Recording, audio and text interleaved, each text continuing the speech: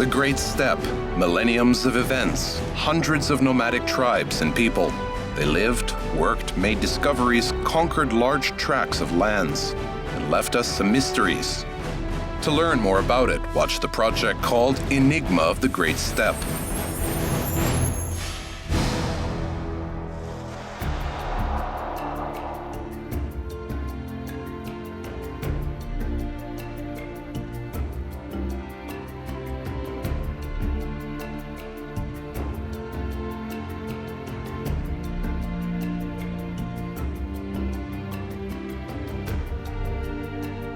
Cold January in Moscow, the beginning of the 20th century.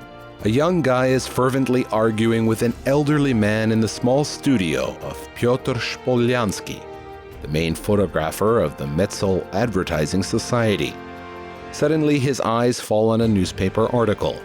A smile illuminates his face. Here it is. You'll become the first participant in an unusual, one might even say unique, enterprise. A voyage around the world.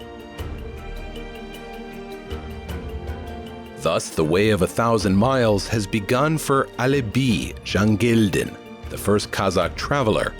Penniless, this man walks several continents on foot. But the first step of this difficult road was taken earlier, much earlier, when in 1884 a baby boy was born in the family of a nomad shepherd. There have been 8 children in our family. We were poor and didn't possess neither land nor cattle. That's why, when I was a child, I used to graze Bai's cattle with my father. We would go to the steppe in the early spring and would come back in the autumn. We lived under the sun, slept under the stars. Over the entire summer, you could barely see a single stranger.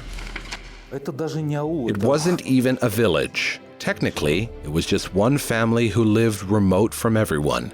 In the Kaidaul tract. We are talking about a 10 to 11-year-old boy who hasn't seen anything but the steppe and grazing cattle. Caravans and cattle were passing by the camp all the time. They were heading to Joly and winter camps.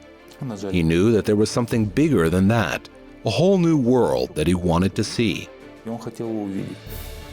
The boy could only be content with that little knowledge that his father shared with him and with the stories of people who occasionally appeared at the yurt. But that was not the way the little Alibi wanted to follow.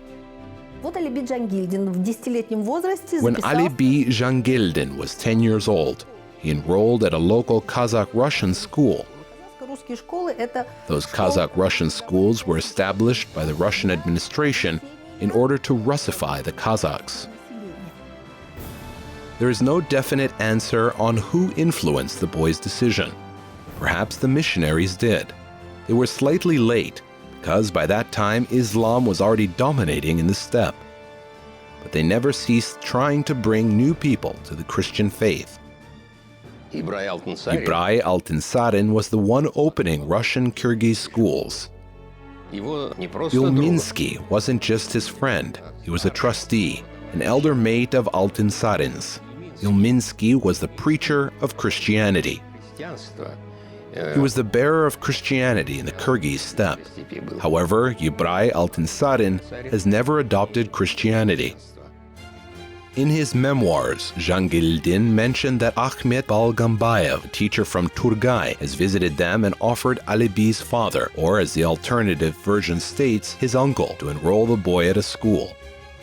There is a Kazakh expression, kara tanu, which stands for to know the meaning of the black symbols. Respect for the book, for the writing. It stems from our traditional culture, and in general, we admire any achievements of science and knowledge, and therefore to make oneself familiar with it, to understand this, it was considered as a very high achievement. The notion that education is important is embedded in our ethnic self-awareness, in our roots. Alibi was ready to go to the ends of the world for the sake of knowledge. He barely slept for several days, thinking about how to get to school. In the end, he followed a small caravan and walked alongside it for some time, until the driver took pity on him and set him astride a camel. But the price of knowledge was renunciation of faith. Some people say that he was obliged to adopt Christianity in order to proceed with his studies. But that wasn't the case. There were madrasas, Muslim education institutions in Kazan and Ufa. Those concerned about this fact should think about whether the boy had a choice. The entire fishing village was raising funds for the great Russian self-educated Mikhail Lomonosov's trip to Moscow. And Alibi didn't have that. As a rule, in order to be enrolled at Kazakh classes where Islam was taught, students were supposed to be of a certain social status. They paid to be enrolled. Those schools demanded fee, whereas Russian classes were free for the Kazakhs. So the converted servant of God, Nikolai Stepnov, nee Dzhangildin, entered the class. Here are Alibi's memoirs from the story Exam. I really enjoyed studying, and when I made my first stool, it seemed that there would be no end to my pride. His father, being a true Kipchak and Kazakh, wouldn't let his son be baptized. So he decided to take him away from that school. He would take him away from class for several times. He wouldn't let him go to school. He would even beat him. All teachers noted his tenacious memory and outstanding abilities. There is a scene in Simashko's book where Alibi recites the King Lear to his mentor, and one of the mentors even tells Alibi that the career of a minister awaits him in the future, but not everything was so smooth. Twice his father attempted to take him away. The first time was in Turgai, the second time in Orenburg, but the third time when Alibi moved to Kazan. His father couldn't reach him. After Orenburg, his father gave up. The success of the young Kazakh was impressive. He easily entered the Orenburg Theological School, and then the authorities decided to send him to the Kazan Seminary. And he was also having a scholarship. Alibi Dzhangildin studied so well that he was sent to the Moscow Theological Academy. This was the highest level of Orthodox education. In the meantime, bold plans of the transformation of the world were discussed in Russia, and as always, the youth were at the forefront of these plans. Alibi Dzhangildin demonstrated some great political activity. He was known as an active participant in various meetings against the injustice of the regime, which generally was not typical for students of theological schools. He joined all possible political parties. The decision of the Holy Fathers was short. A student of the Moscow Theological Academy, Dzhangildin is expelled as a non-believer and a servant of the devil, and is considered unworthy to bear the name of a good Christian. So the freedom-loving son of the steppes has become neither mullah nor priest. It seems to me that the man was not a careerist, but rather a contemplator. But he was always preoccupied with the needs of his people. After being expelled, Alibi worked in the Morning of Russia newspaper, wrote librettos for movie theaters, taught private lessons, and studied photography. And he did all of this as thoroughly as he once studied sciences. But as a precarious person, he was under vigilant control. And then the young man took a non-standard decision. He decided to travel around the whole earth on foot. According to his memoirs, Dzhangildin placed the advertisement himself. However, Modest Shimashko offers an alternative opinion. After another search, frustrated Alibi accidentally came across a short ad in a newspaper. Both versions are equally feasible. But what if this was not a spontaneous decision, not a curiosity, but a kind of flight from the watchful secret police? A way to avoid imminent arrest. After all, Alibi knew he had neither funds nor sponsors. And as it turned out, he didn't have a choice either.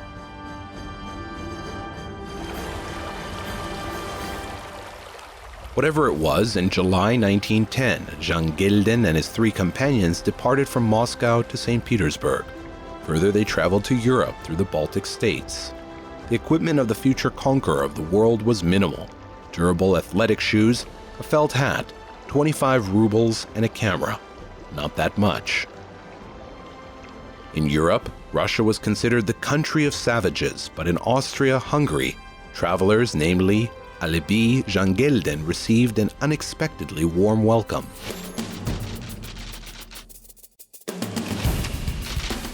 In Budapest, we were welcomed as if Stanley or Livingston themselves have arrived. In the Russian embassy, they translated him newspaper headings that read, "Vamberi didn't reach our motherland. Alibi goes towards him. New Vamberi is coming from the east. Arminius Vamberi's house is open for you, our brother." Comparison with outstanding travelers is no coincidence, especially with Arminius Vamberi. He once traveled through all of Middle and Central Asia and was rightfully considered as one of the leading experts in the Muslim world. Well, it was a time when the Hungarians were searching for their roots, and the Kipchak from the Turgai region, they were interested in him. He spent a lot of time there. He said he was offered to stay. At least that is what he wrote. Incredible. The man was accommodated at the expense of the Royal Society for the Study of the History of the Magyars at a 2-story suite. However, a welcome guest in the best houses of Hungarian society did not accept such a tempting offer. What was it? Indifference to comfort? Class contradictions? Or a constant nomadic desire for moving ahead? The fact that he changed his direction from Western to Eastern proves that he was a true Kazakh. He didn't want to see Paris and London. He wanted to see Mecca. Despite the fact that he received an Orthodox education, he was Khoja, a Khoja. His fellow travelers did not share his news. Technological engineer Nikolai Polivoy wasn't concealing the fact that his voyage was entirely commercial in nature. So far, history is silent about the goals and further fate of the teacher from Samara, Yevgeny Plamenevsky, and the teacher from the Moscow Institute, Yegor Korovin. In Austria-Hungary, their and Dzhangildin's ways have parted. He also spent some considerable time in Constantinople. As he was writing, the city fascinated him, and he could not leave it for a long time.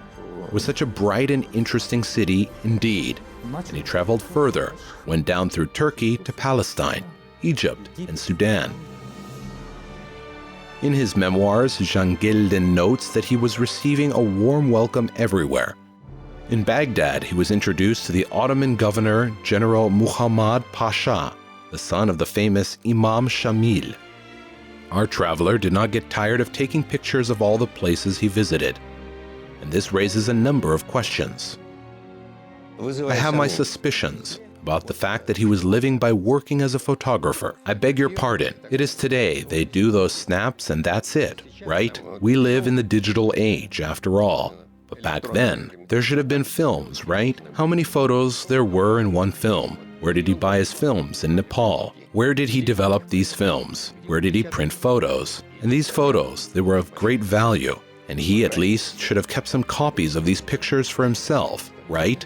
And among all of these pictures, does at least one exist? No, they have never been published.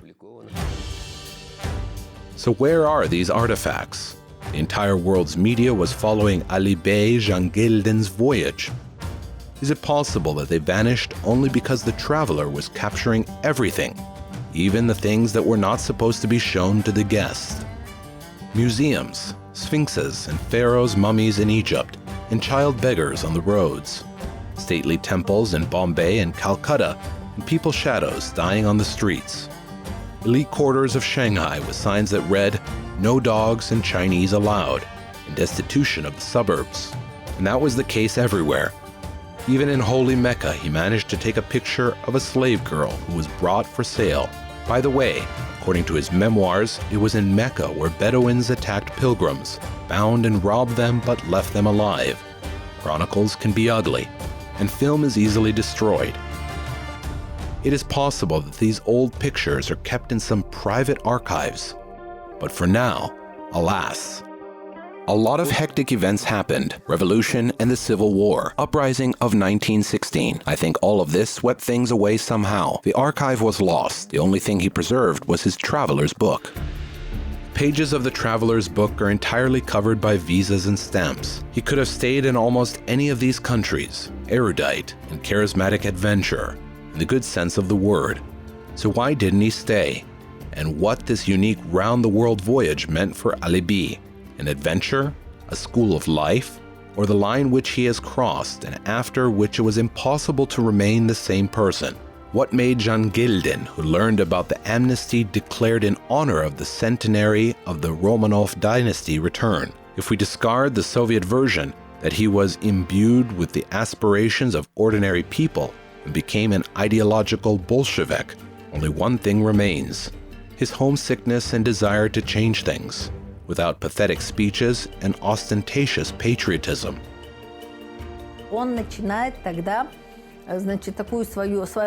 He then began a propaganda work of his own. He traveled around villages, This was 1912, the Turgai steppe.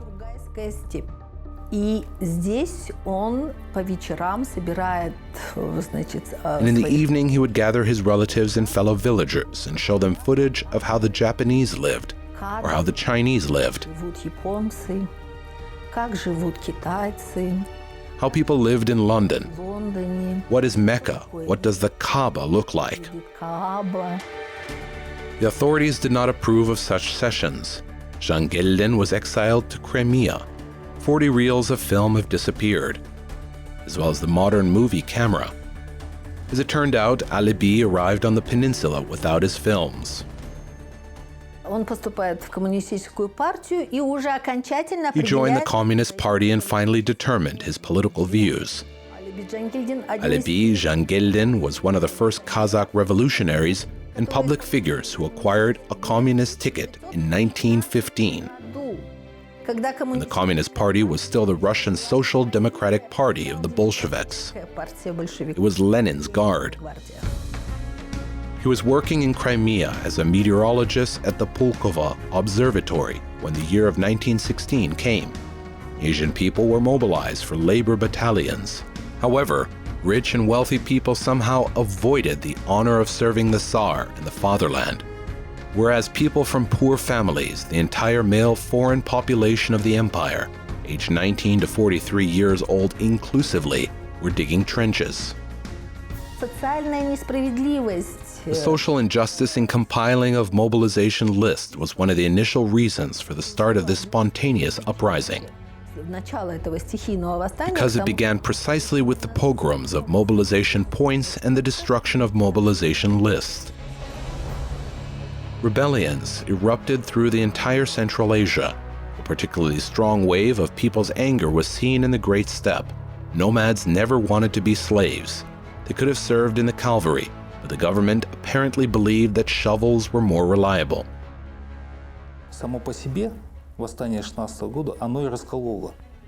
The uprising of the 1916 split the Kazakh national intelligentsia indeed.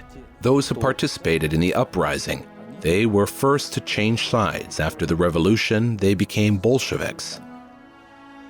Moreover, I think they did not forgive the main figures of the future Alash Orda party in 1916, the ones who called for quietly obeying the decree, going to assembly points and working in labor battalions. It is interesting that the uprising of the 1916 is started in the homeland of Alibi in Turgai. Dzhangildin went there and soon became one of the leaders of the national fight for liberation. But there were some contradictions involved. Abdi Gapar Jambosinov was the leader of the uprising. Aman Gildi Imanov was appointed commander-in-chief or Sardar of these troops. Iman, his grandfather, was one of Kinisari Kasimov's warlords. There was also another brave man, Keiki Batir, a reckless sniper. He was called Kolmergin in Kazakh. Then Alibi Dzhangildin appeared. He was a fellow countryman of Aman Gildi Imanov. They were from the same Kipchak clan. And how did this happen? How he was dragged into it. Here are the lines from the report of General Lavrentiev written to the emperor. There is no doubt that it will take at least 1 to 2 years to pacify the region. Troops were sent to suppress the riots. the rebels decided to seek support from abroad. Alibi Dzhangildin was a negotiator. By the way, his constant companion and friend was the son of Abdi Gapar, called Rustem. Well, they've been friends for their whole lives. And this is the answer to the question about who was our Khan and who led the uprising. Alibi's networking that he established when he was traveling abroad came in handy. He was handed a letter to the Afghan emir, which read, "In the name of Almighty Allah, the Kazakh people are under the yoke of the infidels. We, faithful Muslims, have a holy duty to help our brothers." Maybe that could be useful, but the February Revolution broke out, and then Red October, and the Civil War. Это еще одна страница вот такой героической деятельности Alibi Dzhangildina. This was another page of Alibi Dzhangildin's heroic activity as a traveler. I mean, his traveling skills and the ability to adapt to different conditions helped him. Having received a huge caravan with money, weapons and food from Moscow, he managed to reach Akhtubinsk through Astrakhan on steamboats via the Caspian Sea, and go through the dreadful desert known as Betpak-Dala.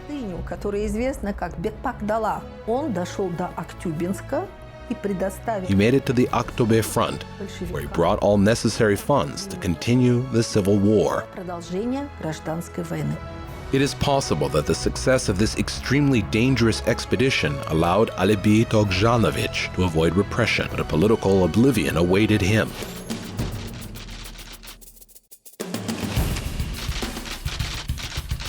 This man had a strange glory, loud and deaf at the same time. The feat that he accomplished 20 years ago, or rather which he forced his people to accomplish, was as simple and as legendary as Suvorov's crossing via the Devil's Bridge. I repeat, this feat was accomplished due to the willpower and perseverance of this particular individual. I looked at him and thought, what is this indefatigable man doing in this tranquil institution for the protection of natural reserves, where he was placed?